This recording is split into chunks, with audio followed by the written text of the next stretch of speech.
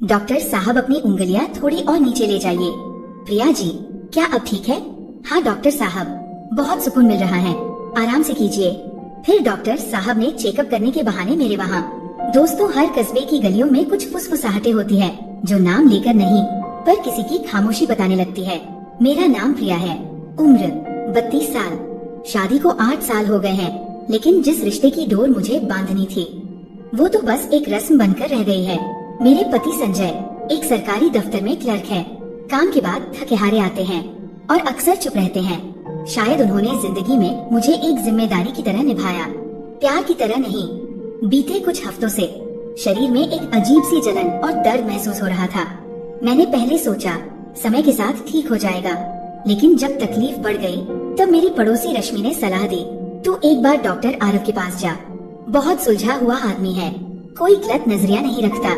Doctor Aarav, नाम सुना था कई बार, लेकिन मिलने का साहस कभी नहीं हुआ था। हमारे कस्बे में जब कोई महिला किसी पुरुष डॉक्टर से दिखवाने जाए तो बातें बनने में देर नहीं लगती।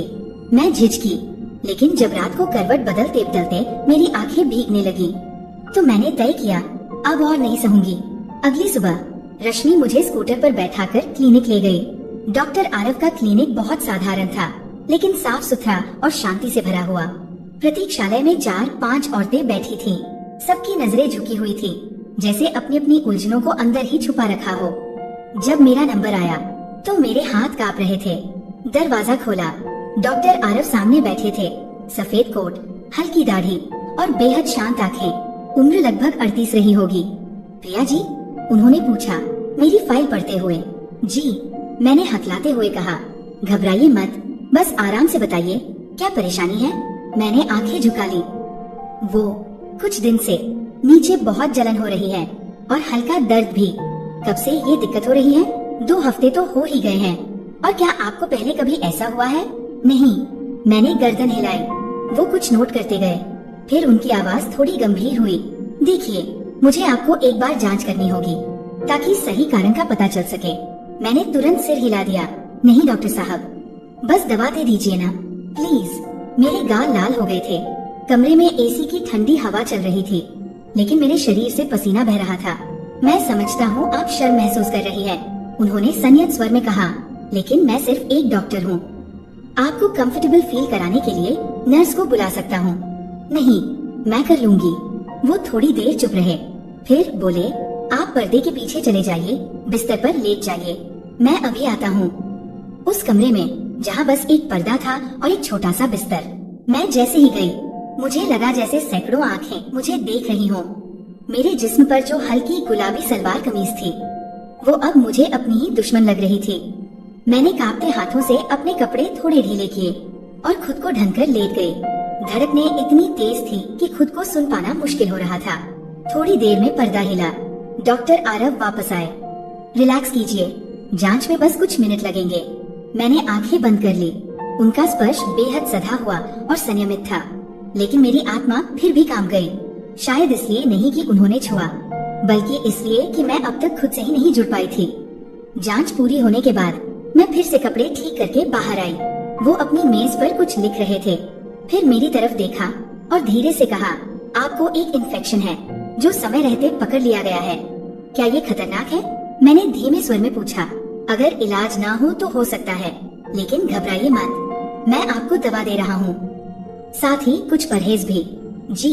फिर उन्होंने पूछा, क्या आपने हाल ही में कोई नया साबुन या प्रोडक्ट यूज किया है?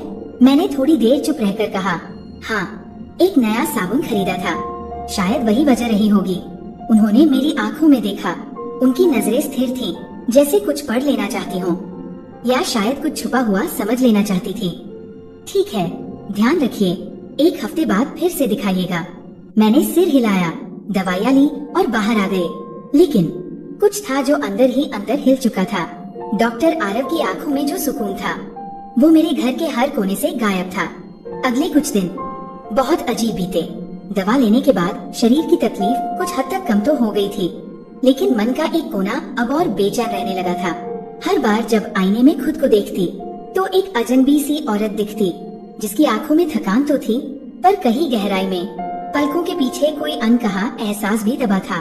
डॉक्टर आरव की आंखें, उनका शांत व्यवहार, बार बार याद आता, ना जाने क्यों। लेकिन उस मुलाकात के बाद खुद से झूठ बोलना और भी मुश्किल हो गया था। तू फिर से डॉक्टर के पास गई थी? रश्मि ने जब पूछा, मैंने बस गर्दन हिला दी। अरे तो अब दोबारा दिखा देना, आजकल उनका अपॉइंटमेंट जल्दी नहीं मिलता। हाँ, मैंने धीरे से कहा, सोच रही हूँ। और हाँ, मैं गई 1 हफ्ते बाद दोबारा उसी क्लिनिक में। इस बार मैं अकेली थी, ना कोई स्कूटर, ना कोई सहेली, बस एक मैं और मेरे भीतर की बेचैनी। वेटिंग रूम में बैठी मैं अपनी उंगलियां मरोड़ रही थी। क्या कहूँगी, कैसे कहूँगी कि अब शरीर से ज्यादा मन दुखता है। प्रिया जी, उनकी आवाज जैसे कानों में कुछ सुकून सा लेकर आई। मैं मुस्कुरा भी न सकी, बस धीमे कदमों से उनके कमरे में दाखिल हुई। कैसी तबीयत है अब? उन्होंने पूछा, वही सहज मुस्कान लिए। थोड़ा बेहतर, मैंने नजरें झुका ली। ये अच्छा है। उन्होंने फाइल में कुछ लिखा, फिर थोड़ी देर चुप रहे। मुझे लगा जैसे वो कुछ कहने जा रहे हों, फिर रुक गए। क्या मैं कुछ पूछ सकता हूँ, अगर आप बुरा न माने? उन्होंने पूछा। जी, मैं थोड़ी चौंक गई। आप बहुत थकी हुई लगती हैं, सिर्फ बीमार शरीर वाली नहीं, जैसे कोई बोझ हो दिल पर। कोई गलत बात तो नहीं कर रहा?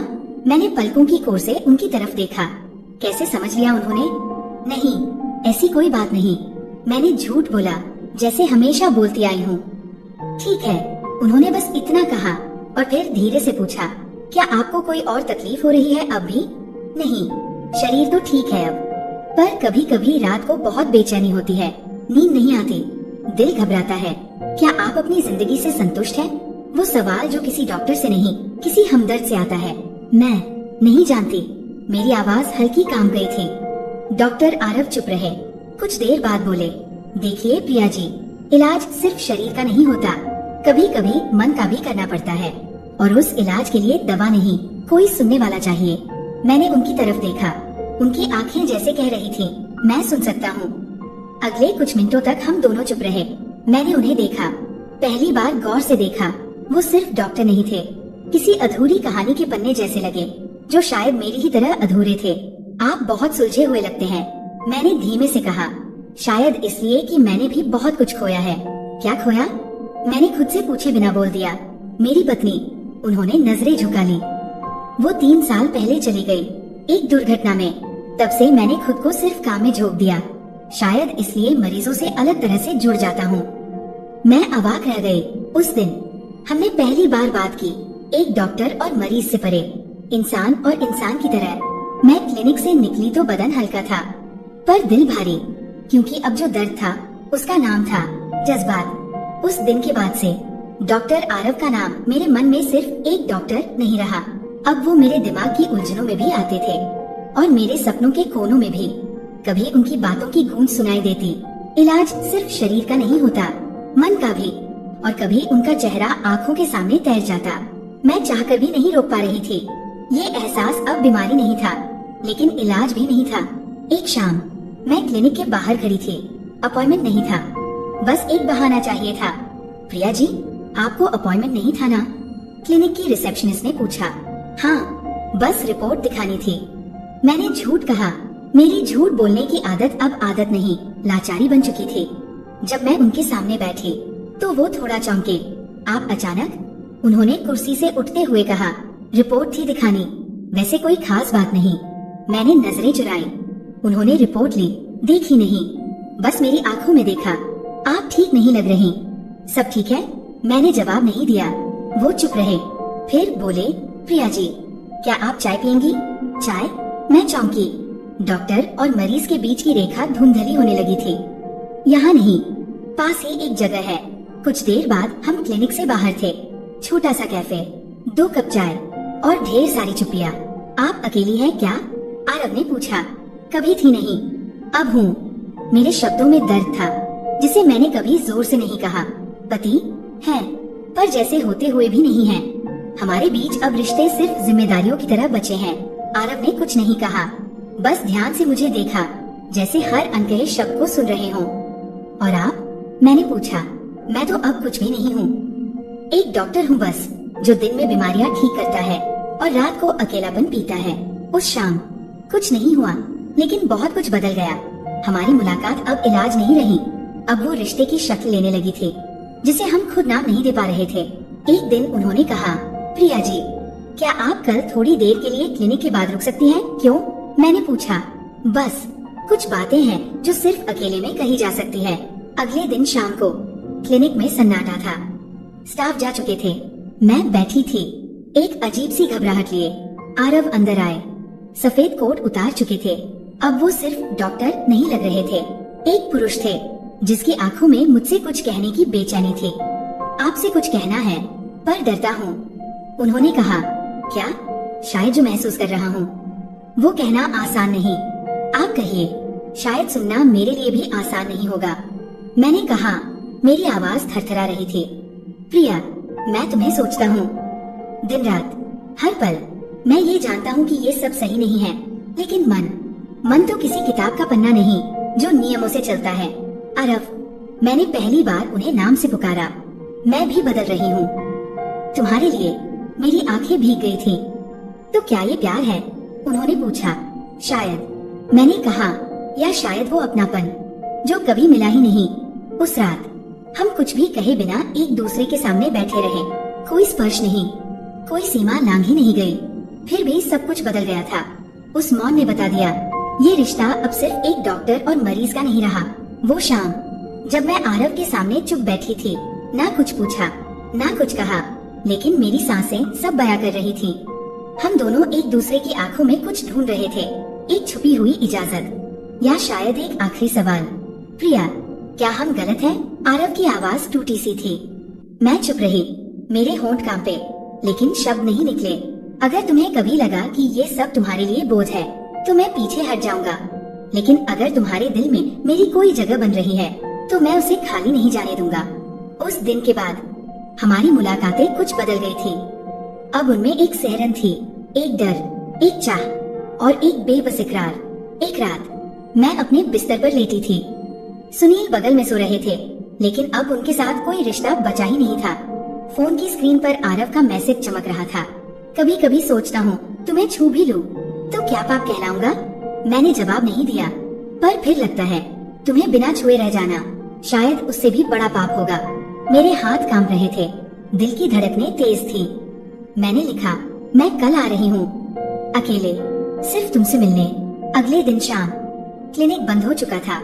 आरव अकेले मेरा इंतजार कर रहे थे। मैं आई, बिल्कुल सादे सलवार कुर्ते में, बिना किसी बनावटीपन के। हम दोनों कुछ पल चुप रहे। फिर मैंने कहा, आज मैं कोई मरीज नहीं हूँ और तुम कोई डॉक्टर नहीं हो। आरव की आंखें नम हो गईं। तो क्या आज हम सिर्फ इंसान बन सकते हैं? उन्होंने पूछा। मैंने गर्दन हिलाई और धीमे से उनके करीब चली गई। उन्होंने मेरी उंगलियां थामी, बहुत धीरे, बहुत संजीदगी से, जैसे किसी टूटी हुई आत्मा को जोड़ना चाह रहे हों।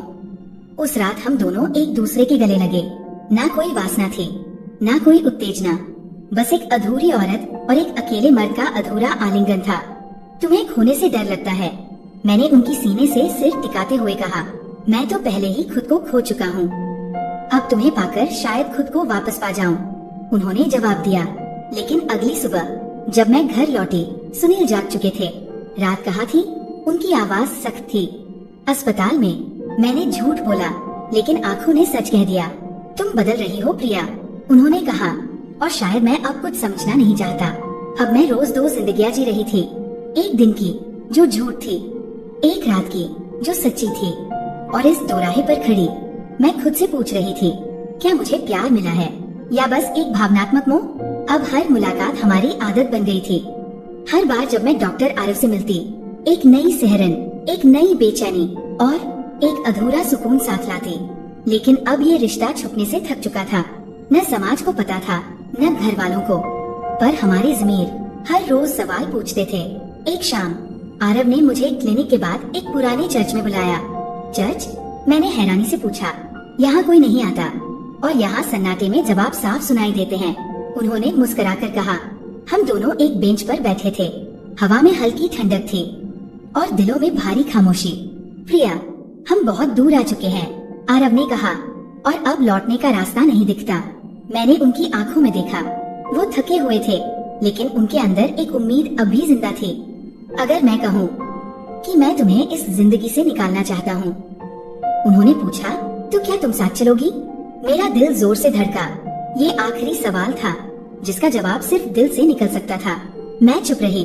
फिर धीरे से कहा, आरव, तुमने मुझे वो सुकून दिया जो मैंने अपने पति के साथ कभी महसूस नहीं किया। तुमने मुझे एक औरत की तरह महसूस कराया, न कि एक जिम्मेदारी की तरह। लेकिन मैं रुकी। मैं सिर्फ एक पल के लिए तुम्हारे साथ नहीं रहना चाहती। अगर तुम्हारे साथ चलूं, तो पूरी दुनिया छोड़कर जाऊंगी। क्या तुम भी इतना कुछ त्याग सकोगे? आरव खामोश हो गए। उनकी आंखें भर आईं। प्रिया, मैं तुम्हें प्यार करता हूँ, पर मैं ये भी जानता हूँ कि ये प्यार सिर्फ हमें नहीं, औरों को भी तोड़ देगा। उस रात हमने कोई वादा नहीं किया, बस एक चुप्पी के साथ एक दूसरे को अलविदा कहा। कभी कभी प्यार का मतलब साथ रहना नहीं होता, बल्कि किसी को खोकर भी उसकी इज्जत बचाना होता है। 6 महीने बाद मैंने खुद को संभाल लिया था। पति के साथ रिश्ता थोड़ा और औपचारिक हो गया था, लेकिन अब मैं अंदर से टूटकर भी जिंदा थी। डॉक्टर आरव अब एक नए शहर के अस्पताल में थे।